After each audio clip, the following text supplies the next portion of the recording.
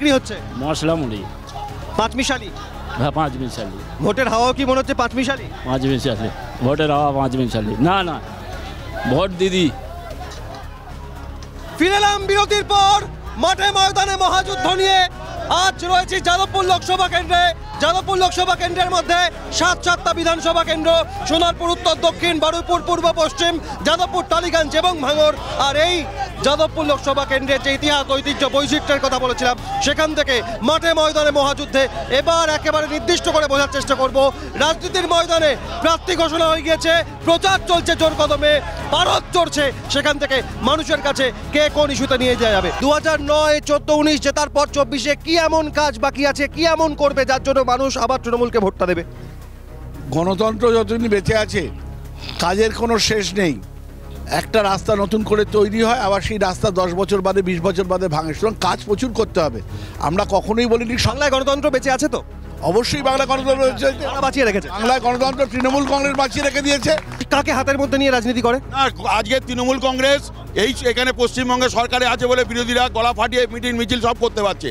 আজকে অন্য রাজ্যগুলো দেখুন, তৃণমূল কংগ্রেস অন্য রাজ্যে গিয়ে যখন ভোটের প্রচারে যায়, ত্রিপুরা রক্তাক্ত হয়ে ফিরেছে। পশ্চিমবঙ্গে গণতন্ত্র আছে, তাই আপনারা আজ মাঠে ময়দানে মহাযুদ্ধে। পশ্চিমবঙ্গে গণতন্ত্র প্রতিষ্ঠিত করতে গেলে হাইকোর্টে যেতে হয়।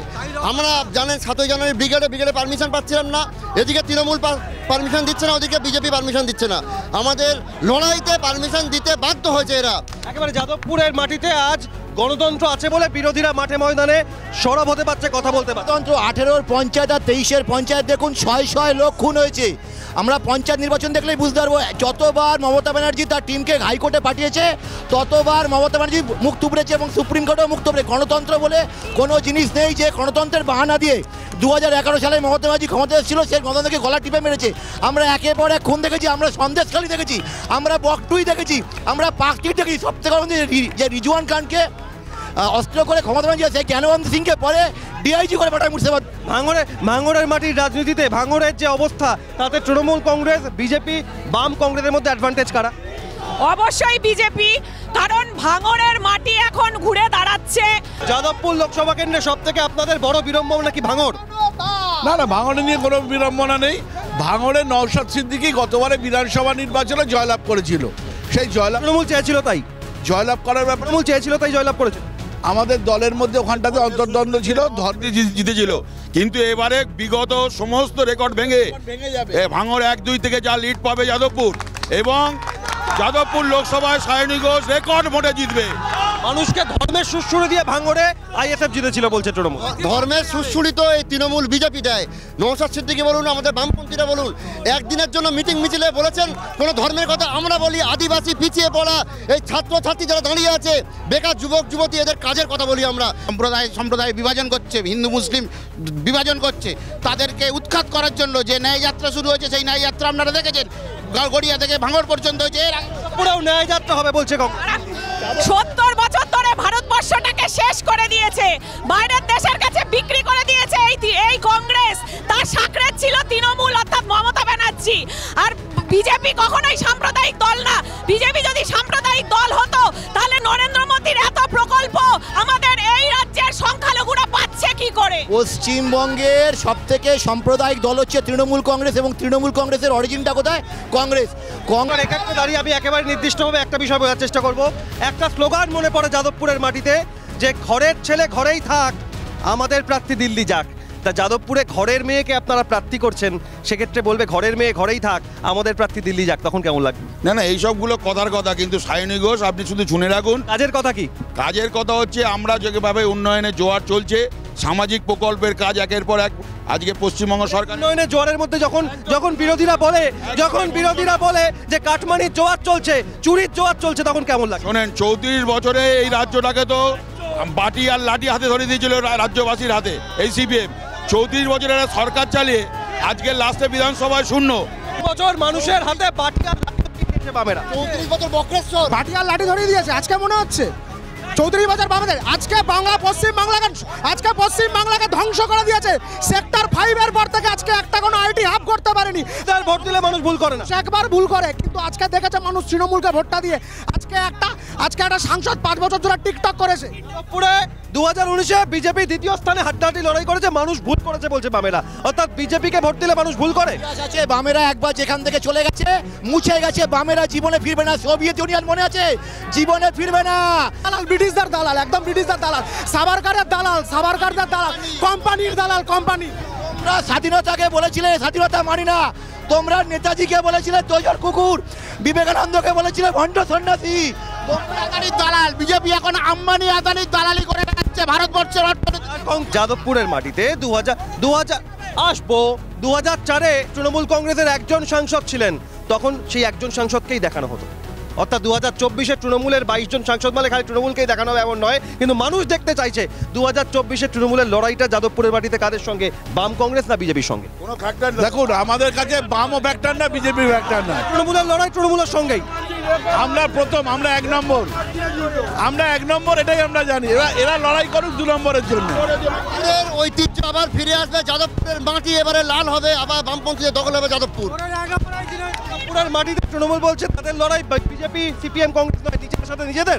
তার প্রমাণ মমতা ব্যানার্জি আর অভিষেক ব্যানার্জি ওদের নেতা নেত্রীরা কালকে ব্রিগেডে দিয়েছে।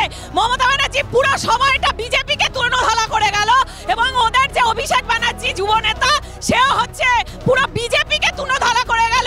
তার মানে কি বিজেপিকে ভয় পাচ্ছে, শুধু বিজেপি বিজেপি আর বিজেপি। দেখে যদি ও তো সিপিএম এর ভোট দিয়েছে, পুরো সিপিএম এর ভোট পেয়েছে। একদমই ভুল কথা। আপনারা বিধানসভা ওয়াইজ ভোট ক্যালকুলেশন করে দেখুন, এই তৃণমূলের ভোট ওরা বিজেপিতে ট্রান্সফার করে দেয়। আসল কথা, মানুষকে যে কথা বলছিলাম আবার বাইনারি, হয় তৃণমূল নয় বিজেপি। যাদবপুরের মাটিতে বামেদের সংসদ দেখেছে, যাদবপুরের মাটি তৃণমূলের সংসদ দেখেছে, যাদবপুর একসময় কংগ্রেসও সংসদ পেয়েছে। বিজেপি এমন কি কাজ আছে যেটা যাদবপুর লোকসভা কেন্দ্রে হয়নি, যা বিজেপি ক্ষমতায় আসলে যাদবপুর লোকসভায় জিতলে করবে? 2024-এর নিরিখে দাঁড়িয়ে পুরো কাজটাই বাকি আছে। কোন কাজটা যাদবপুরে সম্ভব হয়েছিল না? যাদবপুরে আজকের প্রতি কটা অলিতে গলিতে দেন রাস্তা হয়নি। আবাস যোজনা টাকা, গ্রাম পঞ্চায়েত সেই আবাস যোজনার টাকা এসছে, কিন্তু কারা ঘরগুলো পেয়েছে? তৃণমূলের আত্মীয়রা। স্বচ্ছ ভারতের টাকা কারা পেয়েছে? তৃণমূলের আত্মীয়রা, এবং সেটাকেও কাটমানি হয়েছে। আজকের 1,24,000 গ্যাস পেয়েছে উজ্জ্বলা যোজনায়। সেই যাদবপুরের মাটিতে উন্নয়ন হয়েছে, বলছে উন্নয়ন হয়েছে, কিন্তু হয়েছে তৃণমূল নেতাদের, সাধারণ মানুষের নয়। দেখুন এই কথা তো ভোটের রায় বলবে। বিধানসভা, লোকসভা, পঞ্চায়েত, পুরসভা সবেতেই তৃণমূল। পঞ্চায়েত নির্বাচনে গণতন্ত্রকে গোলার টুটি টিপে ধ্বংস করেছে। লোকসভায় হবে তা? লোকসভায় আমরা আশা করছি যদি নির্বাচন কমিশনের দায়িত্বপূর্ণ করে শান্তিপূর্ণ ভোট করে, এই তৃণমূল বিজেপির অস্তিত্ব খুঁজে পাওয়া যাবে না যাদবপুরে। 5 বছরের পর শূন্য, 34 বছর রাজত্ব করার পর শূন্য। বাপচোর গোষ্ঠীচোর। তার কাছে রাম মানে রিলায়েন্স, আম্বানি আর মোদি। ইন্ডিয়া জোটের স্বার্থে, আমরা যে জোটের স্বার্থের জন্যে আমাদের সঙ্গী যারা আছে, তৃণমূল বলুন, সিপিএম বলুন, এদের জন্য আমরা 17 তারিখ পর্যন্ত চুপ থাকবো। আমি নির্দিষ্ট করে এবার মাঠে ময়দানে মহাযুদ্ধে একেবারে ইস্যু কি মানুষের পাশে থাকার, আমি নির্দিষ্ট করে 4 দলের 4 জনকে ডেকে নেবো, এবং সেখান থেকে বোঝার চেষ্টা করব, নির্দিষ্ট করে আমি বোঝার চেষ্টা করব যে যাদবপুর লোকসভা কেন্দ্রে এবারে যদি 2024 সাংসদ তারা পায়, মূল কাজ কোন বিষয়কে প্রাধান্য দিয়ে কাজ করবেন, এবং কেন লড়াইয়ে অন্যরা পিছিয়ে, কি বক্তব্য? দেখুন, আমরা তো সবার প্রথমে যে নরেন্দ্র মোদী যে 100 দিনের কাজের টাকাটা মেরে দিয়েছে, জোচ্চুরি করেছে, দিদি অলরেডি সেই টাকা দিয়ে দিয়েছে, এবং দিদি ঘোষণা করেছে গরিব মানুষের টাকা। কার টাকা দিয়েছেন? রাজ্য সরকারের কোষাগার থেকে টাকা দিয়েছে, দিদি টাকা দিয়েছে। কাজের টাকা যাদবপুরে যে তার ভিত্তি তৃণমূলে 100 দিনের কাজের টাকা এই নেতাদের আত্মীয় স্বজনরা সব ভাগ করে খেয়ে নিয়েছে, এবং আমরা সেটা শ্বেতপত্র প্রকাশ করেছি। এর জবাব পাবে মানুষকে, গ্রামীণ মানুষকে এত অবহেলা করা, গ্রামীণ মানুষের টাকা মেরে দেওয়া ওই মোদির সাধুর বেশে। এদের ভুয়ো জব কার্ড, কয়েক লক্ষ ভুয়ো জব কার্ড ধরা পড়েছে। এদের ভুয়ো জব কার্ড ভরা গেছে 42,000 কোটি টাকার হিসেবে। বামপন্থীরা যখন সংসদে যায়, এমএনরেগা আইন প্রণয়ন হয়, এই 100 দিনের কাজের কথা বলছে। বামপন্থীদের নেতৃত্বে সংসদে এই আইন প্রণয়ন হয়েছিল বলে গোটা ভারতবর্ষে 100 দিনের কাজ হয়। আর 100 দিনের কাজ তৃণমূল চুরি করলো, চুরির হিসাব দিল না।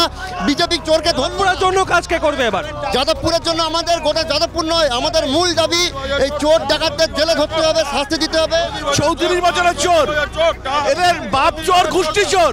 সিপিএম যা বিষ বৃক্ষগুলো বপন করে গেছে, সেগুলোরই ফল খাচ্ছে আজকে তৃণমূল। যে 100 দিনের কাজের কথা বলছে, সেটা ডক্টর মনমোহন সিং প্রধানমন্ত্রীত্বে হয়েছিল আইন প্রণয়ন। ফসল এবার পাবেন লোকসভায়? অবশ্যই পাবো। এবং সেই অর্থাৎ এখান থেকে ভারতবর্ষে এবার একটাই স্লোগান, লুটেরা মোদি, ভারত থেকে দূর হটো। সারা পৃথিবী বলছেন মোদি শ্রেষ্ঠ, মোদির মতো নেতা বিরল। এই প্রথম ভারতবর্ষকে মোদিজি সারা ভারতবর্ষে 1 নম্বর জায়গায় নিয়ে যাচ্ছে। এই মোদি চলবে না, চোর মোদি, চোর মোদি, চোর মোদি, চোর চোর চোর। যাদবপুর লোকসভা নির্বাচনে 2024-এ এবার এই লড়াইয়ে একদিকে বামের, একদিকে তৃণমূল, একদিকে বিজেপি, একদিকে কংগ্রেস, লড়াই হবে হাড্ডাহাড্ডি। একমুখী, দুমুখী, তিনমুখী না চারমুখী লড়াই, নজর থাকবে সেদিকে। তবে 24-এর নির্বাচন, 19-এ যেভাবে তৃণমূলকে কড়া টক্কর দিয়েছিল বিজেপি, দ্বিতীয় স্থানে উঠে এসেছিল, 2024-এ আবারও সেই হাওয়াই বয় কিনা, নজর থাকবে সেদিকে। যাদবপুর থেকে মাঠে ময়দানে মহাযুদ্ধ নিয়ে ক্যামেরায় জ্যাকি সিং এর সঙ্গে অভিক বসু, ক্যালকাটা নিউজ।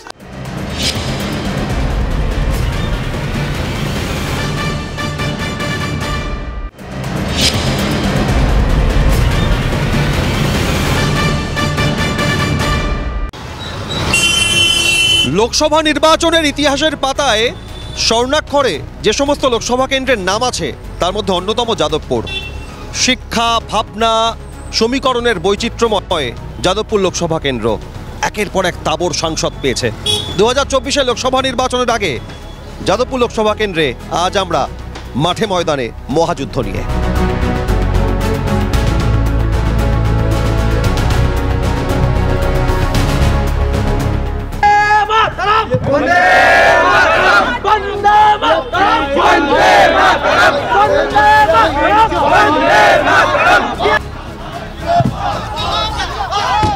নমস্কার, ক্যালকাটা নিউজে আপনাদের স্বাগত। মাঠে ময়দানে মহাযুদ্ধ নিয়ে যাদবপুর লোকসভা কেন্দ্রের অন্তর্গত বারুইপুর কলেজ মাঠে চলে এসে গিয়েছি। যাদবপুর লোকসভা কেন্দ্র আপনাদের আগেই বলেছিলাম, শিক্ষা, ভাবনা, সমীকরণ, বৈচিত্র্যে যাদবপুর লোকসভা কেন্দ্র বাংলার আর 5টা লোকসভা কেন্দ্রের তুলনায় অনেকটাই আলাদা। যাদবপুর লোকসভা কেন্দ্রের যে ইতিহাস রয়েছে, এক গৌরবোজ্জ্বল ইতিহাস, যেখানে সোমনাথ চট্টোপাধ্যায়, বর্ষিয়ান বামপন্থী নেতা প্রয়াত সোমনাথ চট্টোপাধ্যায় ছিলেন এই যাদবপুর লোকসভা কেন্দ্রের সাংসদ। রাজ্যের বর্তমান মুখ্যমন্ত্রী মমতা বন্দ্যোপাধ্যায় 1984 সালে কংগ্রেসের প্রতীকে এই যাদবপুরের সাংসদ হয়েছিলেন। যাদবপুর লোকসভা কেন্দ্রে কখনো বামেদের হাতে, কখনো কংগ্রেস, কখনো লাগাতার শাসক দল তৃণমূল। তাই যাদবপুর পেয়েছে বারংবার তাবড় তাবড় সাংসদকে। যাদবপুর দিয়েছে এক অন্য বার্তা গোটা বাংলায়। লোকসভা নির্বাচনের নিরিখে যাদবপুর, এবার যাদবপুরে এই ভোটে 2024-এ কে আছে মানুষের কাছে আর কে চলে গিয়েছে দূর, তা বুঝতেই মাঠে ময়দানে মহাযুদ্ধে বারুইপুর কলেজ মাঠ থেকে বোঝার চেষ্টা করব যাদবপুর লোকসভা কেন্দ্রের এবারের লড়াইয়ে কে কি ফ্যাক্টর, কে সমীকরণ কি, কে মানুষের কাছে কতটা বার্তা নিয়ে যাচ্ছে, মানুষের কাছে পৌঁছচ্ছে। আজ আলাপ করাবো যাদবপুর লোকসভা কেন্দ্রের মাঠে ময়দানে মহাযুদ্ধে। আমার সঙ্গে যারা রয়েছেন, প্রথমেই আলাপ করাই তৃণমূল কংগ্রেসের তরফ থেকে যারা রয়েছেন।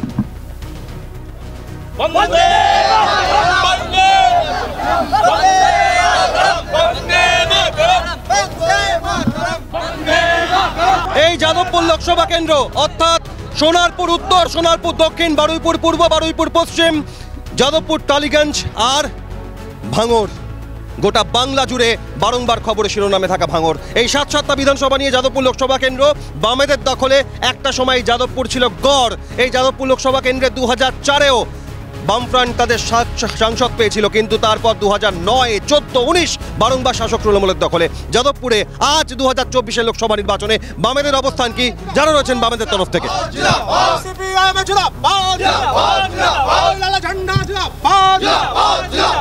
যাদবপুরের মাটিতে সাংসদ পেয়েছিল কংগ্রেস, কিন্তু তখন 1984 সাল মমতা বন্দ্যোপাধ্যায় কংগ্রেস প্রার্থী হিসেবে যাদবপুরে হারিয়েছিলেন বর্ষিয়ান সোমনাথ চট্টোপাধ্যায়কে। সেই যাদবপুরে 84-র পর 2024, আজ 3 দশক পর যাদবপুরের মাটিতে কংগ্রেসের অবস্থান কি, যারা রয়েছেন কংগ্রেসের তরফ থেকে?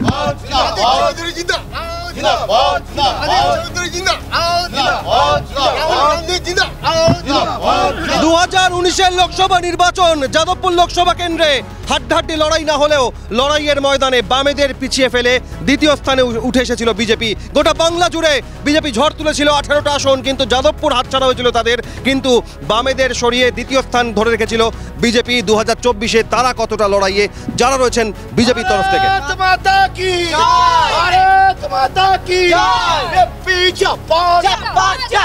ময়দানে মহাযুদ্ধে সরাসরি এবার যাদবপুর লোকসভা কেন্দ্র অর্থাৎ যে 7-7টা বিধানসভা, আরও একবার আপনাদের জানাই, সোনারপুর দক্ষিণ, সোনারপুর উত্তর, বারুইপুর পূর্ব, পশ্চিম, যাদবপুর, টালিগঞ্জ, ভাঙড়, এই 7টা বিধানসভায় 2021-এর বিধানসভা নির্বাচনের পরিপ্রেক্ষিতে 7টাতেই শাসক তৃণমূল এগিয়ে না থাকলেও ভাঙড় লোকসভা আইএসএফ দখল করেছিল। কিন্তু এই যাদবপুর 2024-এর লড়াইয়ে মূল প্রতিপক্ষ কারা? যাদবপুরে এবার লড়াইয়ের ইস্যু কি? প্রথমেই শাসক তৃণমূলের কাছে জানতে চাইবো, তার কারণ তিনবার লাগাতার হ্যাট্রিক তৃণমূল কংগ্রেসের। কিন্তু সেখানে দাঁড়িয়ে তৃণমূল কংগ্রেস 2009 কবির সুমন, 2014 সুগত বসু, 2019-এ মিমি চক্রবর্তী আর 2024-এ সায়নী ঘোষ বারবার শাসক দল সাংসদ পেলেও প্রার্থী বদল করেছে। সেখান থেকেই সরাসরি প্রথমেই বারুইপুর পুরসভার উপপুরপ্রধান রয়েছেন আমাদের সঙ্গে, তার কাছে জানতে চাই যে যাদবপুরে বারংবার জয়লাভ, লাগাতার তিনবার হ্যাট্রিক করার পরেও জয়ী সাংসদকে টিকিট দিতে গিয়ে ভয় কোথায় তৃণমূলের? দেখুন, যাদবপুরটা হচ্ছে একদিকে শহর, অপরদিকে আধা শহর এবং গ্রাম, তিনটে সত্তা নিয়ে হচ্ছে যাদবপুর লোকসভা কেন্দ্র। যাদবপুর লোকসভা কেন্দ্রের গত 5 বছর বলুন 10 বছর বলুন, প্রার্থীটা আমাদের কাছে বড় কথা নয়। কখনো কবির সুমন ছিলেন, কখনো সুগত বসু ছিলেন, কখনো মিমি চক্রবর্তী ছিলেন। কিন্তু এই যাদবপুরেই তো মমতা বন্দ্যোপাধ্যায় সাংসদ ছিলেন, তখন বড় কথা ছিল আপনাদের কাছে প্রার্থী। যাদবপুর লোকসভা কেন্দ্রের গ্রাম শহরের সর্বাঙ্গীন উন্নয়ন হয়েছে।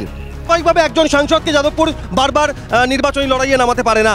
এটা আমাদের দলের নিজস্ব সিদ্ধান্ত, কারণ দল চায় যে আরো নতুন নতুন মুখ এগিয়ে আসুক। যাদবপুরের মাটিতে তৃণমূল কংগ্রেস প্রতিষ্ঠা পেল 1998-তে, যাদবপুরে তৃণমূল কংগ্রেস সাংসদ পেল কৃষ্ণা বসু, তাকে লাগাতার পরপর তৃণমূল সাংসদ করলো, আর এখন বারবার বদলাতে হচ্ছে। সময়ের সঙ্গে সঙ্গে তৃণমূলেরও বদল এসছে। এখন দিন যত এগোচ্ছে, পার্টির নীতি বলুন, কর্মসূচি বলুন, দিন যত এগোচ্ছে পরিবর্তন হচ্ছে। পুরো তার মানে নবীনে প্রবীণে একটা দ্বন্দ্ব আছে, প্রবীণরা জায়গা পাচ্ছে না, নবীনরা জায়গা দখল করে নিচ্ছে। নেই আমাদের মধ্যে দ্বন্দ্ব, কিছু নেই। নবীনের প্রবীণের কোনো দ্বন্দ্ব নেই। দল যেটা দ্বন্দ্ব নেই, দ্বন্দ্বের গন্ধ আছে। না, দ্বন্দ্বের গন্ধ নেই। এখন ইতিহাসের পাতায় খালি যাদবপুরে উল্টান আর দেখেন যে কবে সোমনাথ চট্টোপাধ্যায় আমাদের সাংসদ ছিলেন, এবং তারপর 2004-এ হঠাৎ আবার সুজন চক্রবর্তী জিতলেন ঠিকই, তারপর হঠাৎ বামেরা কোথায় গেল? বামেদের যাদবপুরে এই মুহূর্তে অবস্থান কোথায়? 2019-এর লোকসভা নির্বাচনে বিকাশ রঞ্জন ভট্টাচার্যের মতো প্রার্থী তৃতীয় স্থানে চলে গেলেন যাদবপুরে। দেখুন, বামেরা কোথায় ছিল ইতিহাস ঘাটলেও বামেদেরকে পাওয়া যাবে, বর্তমানেও বামেদেরকে পাবেন, ভবিষ্যতেও পাবেন। খাতায় কলমে বামেরা রাস্তার লড়াইতে, মেহনতি মানুষের শিক্ষার দাবিতে, কাজের দাবিতে প্রতিদিন বামেরা মাঠে ময়দানে আছে, প্রত্যেকটা দিন। আর যে সংসদের কথা বলছেন, আসল কথা এরা পরস্পর সংসদ পরিবর্তন করছে কেন? কারণ এই সংসদরা 5 বছর থাকার পরে এদের যে করে খাওয়ার রাজনীতি ধরে ফেলছে, তাকে কাটমানি দিতে হবে, তাই নতুন করে আবার সংসদ পদে আরেকজনকে। আমি এখান থেকেই বোঝার চেষ্টা করব, কংগ্রেস আজ যাদবপুর লোকসভা কেন্দ্রের নির্বাচনে দাঁড়িয়ে কি অবস্থায় দাঁড়িয়ে আছে? বামেদের সঙ্গে জোট হলে, বামেদের সঙ্গে বা তৃণমূল বিজেপি বিরোধী একটা ঐক্যমঞ্চ তৈরি হলে তবেই কি কংগ্রেস প্রাসঙ্গিক? না হলে কি যাদবপুরে শুধুই কংগ্রেস খাতায় কলমে নামে? না, কংগ্রেস খাতায় কলমে নেই, কংগ্রেস লড়াই আন্দোলনে আছে। আর ইন্ডিয়া জোটের যে প্রাসঙ্গিকতা রয়েছে সেটা গতকালকেও আমাদের সর্বভারতীয় সভাপতি বলেছেন। একটু অপেক্ষা করুন, দেখুন ইন্ডিয়া জোটের চিত্রটা পরিষ্কার হয়ে যাবে। দিকে দিকে তৃণমূল প্রার্থীদের সমর্থন করবেন সেটা এখনই কিছু বলা যাচ্ছে না, একটু অপেক্ষা করুন, 2-3 দিন অপেক্ষা করুন, দেখবেন। করতে করতে 1984 সালে কংগ্রেসের সাংসদ পেয়েছিল, তারপর আজ 2024 আর কত অপেক্ষা করবে কংগ্রেস সমর্থকরা? অপেক্ষা করবে না, কংগ্রেস অপেক্ষা করবে না। কংগ্রেস সর্বভারতীয় প্রেক্ষাপটে বিজেপির বিরুদ্ধে লড়াই, নরেন্দ্র মোদীর যে নীতি সেই নীতির বিরুদ্ধে লড়াই। এখান থেকে বিজেপির কাছে একটা বিষয় বোঝার চেষ্টা করি যে যাদবপুর লোকসভা কেন্দ্র, তার সংবেদনশীলতা, যাদবপুর লোকসভা কেন্দ্রের শিক্ষা, রুচি, ভাবনা গোটা বাংলাকে পথ দেখায়। সেই যাদবপুরে 2019-এ আপনারা দ্বিতীয় স্থানে উঠে আসলেন, তারপর 24-এর লড়াইটা কতটা কঠিন লাগছে আপনাদের কাছে? 24-এর লড়াইটা লোকসভার আমাদের একেবারেই কঠিন লাগছে না, কারণ বিগত 10 বছরে নরেন্দ্র মোদী সারা ভারতবর্ষকে পথ দেখিয়েছে। সারা ভারতবর্ষকে শীর্ষস্থানে নিয়ে যাওয়ার যে প্রচেষ্টা, সারা বিশ্বের নেতা নরেন্দ্র মোদীকে বিশ্ব নেতা বলে মেনে নিয়েছেন। সুতরাং এটা লোকসভা ভোট, এইখানে আমরা যথেষ্ট আত্মবিশ্বাসী। এইবার 2019-এ অনুপম হাজরার প্রার্থীর তুলনায় 2024-এ অনির্বাণ গঙ্গোপাধ্যায় প্রার্থী কি অনেক ফিটেস্ট, আরো শক্তিশালী প্রার্থী? অবশ্যই, কারণ ডক্টর অনির্বাণ গাঙ্গুলি সব সময় আমাদের সাথে থেকেছেন। দেখুন, মমতা ব্যানার্জি যে রিস্টোরেশন অফ ডেমোক্রেসির ডাক নিয়ে এসেছিল পশ্চিমবাংলায়, সেটা এখন ডিস্ট্রাকশন অফ ডেমোক্রেসি হয়ে গেছে। এক সময় 2009-এ আপনাদের দলের সাংসদ কবির সুমন সরাসরি বলেছিলেন খালি খাও খাও আর খাও, আর একজন সাংসদ গত 5 বছর খালি টিকটক করে কাটিয়ে দিয়েছেন বলছেন। আর নতুন সাংসদের কাছে কি আশা করবেন? এটা কবির সুমন কি কাজ করেছে, সুগত বসু কি কাজ করেছে, মিমি চক্রবর্তী কি কাজ করেছে, এটা মানুষ বলবে। এটা তৃণমূল যতই জিতুক না কেন যাদবপুরে 5 বছর অন্তর অন্তর সে সাংসদ আর টিকিট পাবে না, এটা নিশ্চিত করে দিচ্ছে। না, এটা কোনো কথা না। নতুন প্রজন্মকে আমাদের যুবনেত্রী সায়নী ঘোষ অত্যন্ত দক্ষ সাংগঠনিক মেয়ে, সেজন্যই তাকে এবারে দেওয়া হয়েছে। যাদবপুরকে যেভাবে সাজিয়ে তুলেছে তৃণমূল কংগ্রেস, নতুন করে আর মানুষ কিছু বিকল্প ভাবতেই পারছে না, আর নতুন প্রজন্মকে সুযোগ দিচ্ছে মিমি চক্রবর্তী, সায়নী ঘোষ, এই তো বিষয়। অর্থাৎ তৃণমূল তাদের এক কাট্টা সমর্থন পাবে মানুষের। একদমই ভুল। দেখবেন তৃণমূল সাজিয়ে তুলেছে তাদের নেতাদের বাড়ি বাংলো সম্পত্তিগুলো শুধু করুন, তৃণমূলে চুরি করে তাদের সম্পত্তিগুলো প্রতিদিন ফুলে ফেপে উঠেছে। আর এই বিজেপি বড় চোর তৃণমূলের চোরদের শাস্তি দিচ্ছে না। বামেরা কি চাইছে কংগ্রেসকে সঙ্গে নিয়ে যাদবপুরে লড়তে? আমরা বলেছি প্রথম থেকেই গোটা ভারতবর্ষে বিজেপির বিরুদ্ধে আমাদের লড়াই, এবং পশ্চিমবঙ্গে দাঁড়িয়ে তৃণমূল বিজেপির বিরুদ্ধে যে দল আমাদের সাথে আসতে চায় আমরা তাদেরকে ওয়েলকাম জানাচ্ছি। তৃণমূল বলছে ছোট চোর বড় চোর, সিপিএম এ সবাই চোর। সিপিএম এ 34 বছর গভর্নমেন্ট ছিল, একটা নেতাকে জেলে ভরাতে পারেনি। আর তৃণমূল আজকে শাসক দল, প্রত্যেকটা নেতা মন্ত্রীরা জেলের ভাত খাচ্ছে। এই চুরির অভিযোগ, একদিকে তৃণমূল বলছে সিপিএম কে চোর, বিজেপি বলছে তৃণমূল কে চোর, সব মিলিয়ে এই চুরির জায়গায় মানুষের মন চুরি যাদবপুরে কারা করতে পেরেছে? দেখবেন এদিকে এবারে ইন্ডিয়া জোটের প্রার্থী জয়লাভ করছে যাদবপুর থেকে, এটা আমরা আশাবাদী। পিন্ডি চটকে গেছে ইন্ডিয়াদের মুখটাকে, কেউ কারোর ভাইপোকে দাঁড় করাবে, কেউ কারোর ছেলেকে দাঁড় করাবে, এটা তো পারিবারিক পার্টি চলছে। বিজেপি বড় বড় কথা বলছে। আজকে অভিষেক ব্যানার্জির বিষয়ে হাইকোর্টে যিনি সব থেকে বেশি সলিসিটর জেনারেল বিল্লাবল ভট্টাচার্যকে কার আদেশে ট্রান্সফার হয়ে গেল? এই বিজেপি মমতা ভাইপোকে বাঁচিয়ে রেখেছে পশ্চিমবঙ্গে। একজন সাংসদ জয়লাভ করার পর পরিকল্পনা করেন যে আমি আমার লোকসভা কেন্দ্রের 7টা বিধানসভায় এই কাজ করব।